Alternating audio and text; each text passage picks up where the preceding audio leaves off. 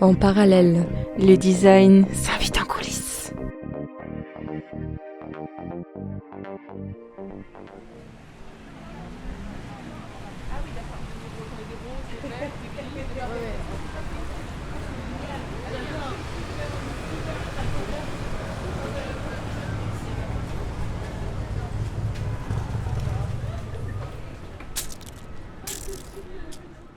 Tout comme les catacombes, le métro est la demeure par excellence des ténèbres de la ville, avec leurs odeurs, animaux et habitants illégaux.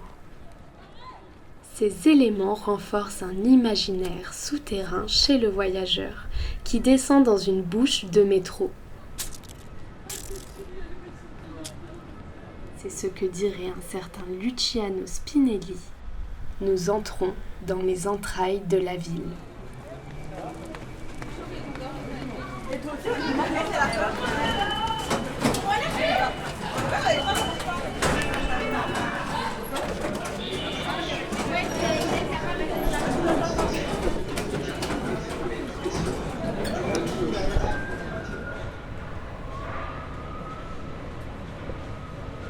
Sous terre, c'est la vie de Paris qui défile.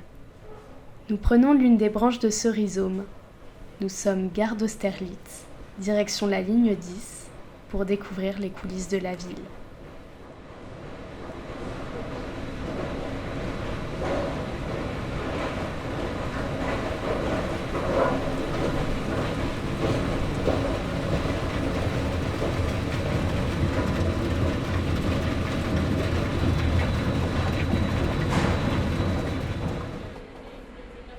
Ont-ils déjà entendu parler des stations fantômes ? Station fantôme, c'est une station où il n'y a plus personne qui y va, quoi. Non, je le regrette. Ça serait bien. Mais malheureusement, c'est interdit, donc potentiellement dangereux. Les stations qui servent à rien du tout. Genre, on passe jamais. Où il y a des passages secrets, non ? Station fantôme, oui. Notamment sur la 10, il y en a une qui est, je crois, pas très loin d'ici. Je suis juste passé en métro, j'ai ouvert les yeux, en fait, comme ça. Mais je n'y ai pas mis les pieds. Voilà. On passe dedans, en fait. Alors, c'est noir, on n'y prête pas forcément attention, mais on voit qu'il y a une station.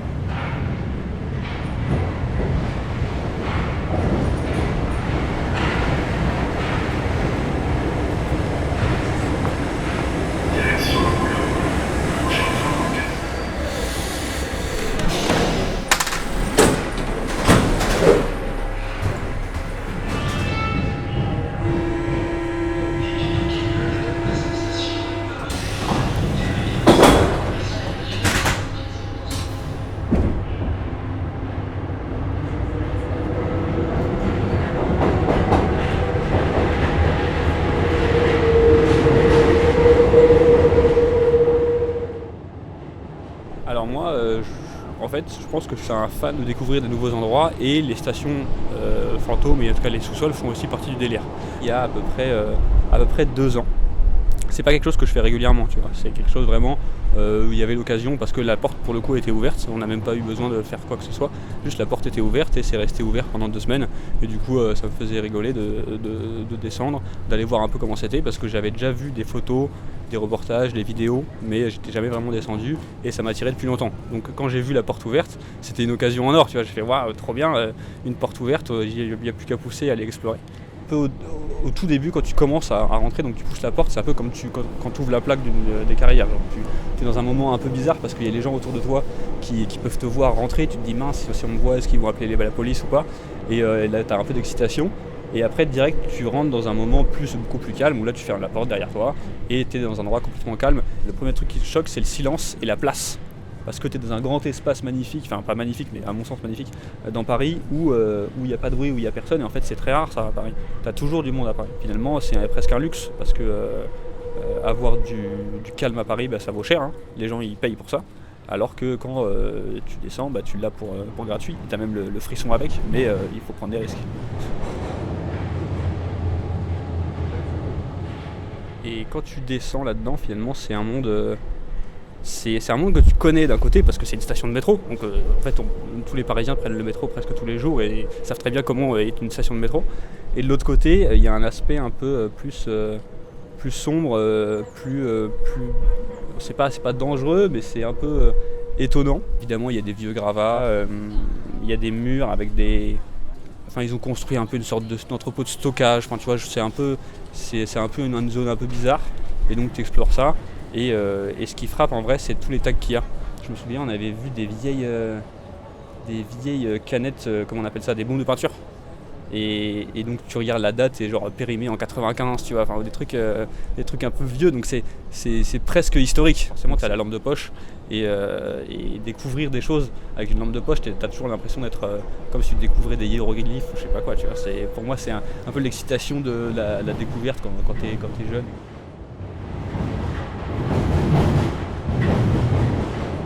C'est presque comme un musée finalement, tu vois, genre il n'y a pas de bruit.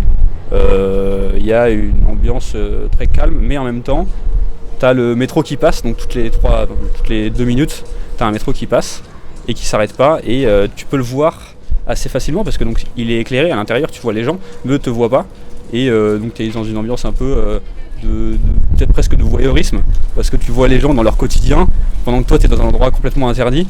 Et c'est marrant, c'est plutôt une sensation rigolote où tu te dis ah c'est marrant, je vois les gens, ils me voient pas. Et moi je suis carrément pour donc, utiliser ces endroits-là, et je trouve ça dommage que ce soit juste des terrains de jeu pour l'explorateur alors que ça pourrait être bien plus.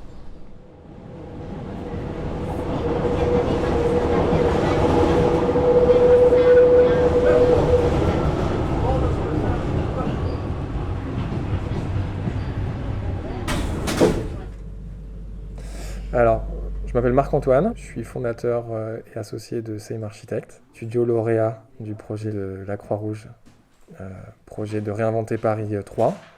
L'idée dans ce projet était de trouver une façon de sublimer les souterrains de Paris en proposant un projet complètement atypique autour de la gastronomie. C'est un projet qui a commencé avec un appel à manifestation d'intérêt à la base. Et là, se réinventer Paris, donc ça rentre dans ce cadre-là. La thématique était les sous-sols.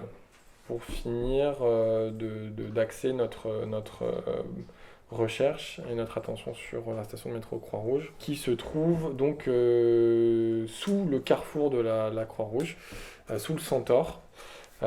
Qui est en fait l'ancien terminus de la ligne 10, d'où l'appellation terminus Croix-Rouge. Bon, ça fait longtemps. Il a été décidé, je crois, 4, 5, 6 ans après l'ouverture de la station Croix-Rouge, de la fermer. Parce que, globalement inutile. Jugé inutile. Donc, depuis les années 30, cette station, elle a été complètement abandonnée. Et c'est une station qui a été déclarée comme étant station fantôme. Je vais vous faire un petit aperçu. Donc le terminus, c'est un peu ça, le référence à l'ancien terminus de la ligne 10. Donc on a cette issue principale rue de Sèvres qui commence à descendre à moins 6 mètres, le passage en bâche, l'arrivée vers les deux quais et les 2 issues de secours qu'on a finalement réussi à trouver au milieu de cet imbroglio de réseaux. Et c'est pas des petits réseaux, hein. Là on passe une ou deux personnes côte-côte. C'est pas des petits trucs. Hein. En superposant le plan de la station sur le carrefour de la Croix-Rouge, on s'est rendu compte qu'on était quasiment dans les dimensions d'une halle de marché ou d'un marché parisien. Et on s'est dit, attendez, ça a quand même jamais été fait de venir chercher les gens pour aller leur proposer une expérience culinaire dans les dessous de Paris. Notre point de vue à nous, c'était de se dire, au même titre que le Jules Verne, qui est le restaurant gastronomique sur la Tour Eiffel, propose un panorama sur Paris, nous, notre expérience, c'est de proposer un panorama sur des éléments constitutifs de l'identité de Paris à travers une découverte des métros. Si on parle de Paris, on prend la Tour Eiffel, on prend le Grand Palais, On prend l'architecture haussmannienne, on prend les toitures en zinc et on prend le métro, les sorties de Guimard et le métro parisien. Pour moi en tout cas, qui suis pur produit de Paris, c'est un peu, quand je plisse les yeux, c'est un peu ce que j'arrive à, à ressortir comme substantifique moelle. L'idée, c'était d'avoir une expérience qui est un peu immersive, dans le sens où on a voulu passer par cette entrée principale qui est rue de Sèvres et de commencer à avoir en fait un premier aperçu du projet dans ce qu'on appelle le passage en bâche. C'est une patte d'oie qui permet de, vous avez déjà pris le métro j'imagine, permet de vous orienter à gauche ou à droite. Et l'idée c'était de pouvoir s'orienter soit à gauche direction la halle de marché souterraine, soit à droite direction le restaurant et le bar à cocktail. On a travaillé sur un édicule qui est un bloc en métal déployé doré qui reprend aussi certains archétypes de la station de métro. Et moi, ça me rappelle aussi un peu les anciennes bulles de la RATP où on avait ces comptoirs, on venait chercher notre ticket, ben là non, on va chercher plutôt notre ticket pour le vestiaire, il y a une remise, il y a les sanitaires, etc. D'un côté, on va retrouver la halle de marché souterraine, on vient exploiter les anciens panneaux publicitaires pour en faire des zones d'achalandage. Donc c'est la publicité dans le métro, là, tout d'un coup, elle sert de support physique à tout ce qui est produits, denrées, etc. Et on va venir retrouver des comptoirs dans lesquels on va retrouver des thématiques, de la pâtisserie, un maraîcher qui va vendre exclusivement des denrées issues des sous-sols, donc des champignons, des choses comme ça. On va retrouver un caviste dans le centre, etc., etc., j'en passe. De l'autre côté, vous avez le restaurant. Donc l'idée, c'était de trouver une programmation connexe à la halle de marché expérientielle en se disant tous les éléments qui sont présentés dans la halle expérientielle, on vient les retravailler dans les recettes du restaurant. Lui va donc travailler les produits qui sont directement quai d'en face, avec des impétrants de l'école Ferrandi, qui est notre partenaire principal sur le projet. Donc il y a une vocation des circuits courts, une vocation aussi à essayer de faire travailler des acteurs qui sont géographiquement proches de notre projet de la Croix-Rouge. Dans les arcatures, on a aménagé des manches debout dans lesquelles on a un rapport immédiat et direct avec les trains qui passent. Donc vous voyez les trains qui passent là toute la journée et vous êtes en train de déguster votre mets qui a été soit préparé, soit directement confectionné par les stands. C'était assez important pour nous de créer cette communication à la fois des gens du restaurant vis-à-vis des rails et des gens dans le métro vis-à-vis de notre projet. Donc il y a un vrai aperçu complètement loufoque du projet par les utilisateurs du restaurant comme par les usagers du métro. On a eu l'occasion d'aller visiter la station une fois qu'on a été déclaré lauréat. La première impression que j'ai eue, c'est redessine ton projet. Redessine ton projet. C'est rarissime de pouvoir rentrer dans cette station. Du coup, il y a beaucoup d'éléments qui sont des éléments qui sont restés dans le jus des années 30. Donc on a un lieu qui est complètement dingue et qui est vraiment resté comme ça. Et je pense que si on devait le redessiner, je pense qu'on redessinerait en gardant tout ça en fait. Parce que c'est quand même assez intéressant. C'est une façon de figer l'histoire par strates. L'histoire, c'est un empilement de couches successives et on a l'impression dans cette station que les choses se sont soudainement arrêtées. Mais ça vit encore, il y a encore des squats, il y a encore des choses. Enfin, on a trouvé des trucs complètement bizarroïdes. Et là, c'est un sapin de Noël. On était quoi ? C'était quoi ? Je crois que c'était au mois de juin qu'on a fait la visite. Après, elle a eu plein de tags, plein de couches successives d'art urbain qui sont venus, voilà. Mais c'est une station qui, voilà, dans son jeu. Il y a des vraies œuvres, hein. Il y a une vraie grosse analyse qui va être faite d'un point de vue artistique. Donc c'est pour ça que je vous dis que le projet n'est pas figé. Le lieu, on l'avait pas vu comme ça, et c'est brillant d'ingénierie. Le profil de la station a été étudié pour que tout à chacun puisse tenir debout, même à son extrémité la plus forte.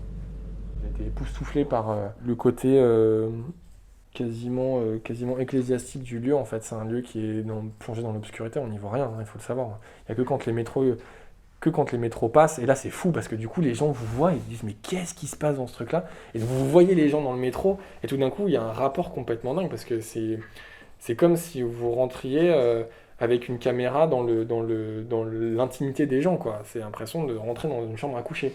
C'est que les gens, ils sont là en train de lire leurs bouquins, en plein dans la station, donc pour eux, il n'y a pas de dérangement, et puis tout d'un coup, ils nous voient, il y a eu des sursauts chez les gens quand ils nous ont vus faire les relevés, faire les choses comme ça.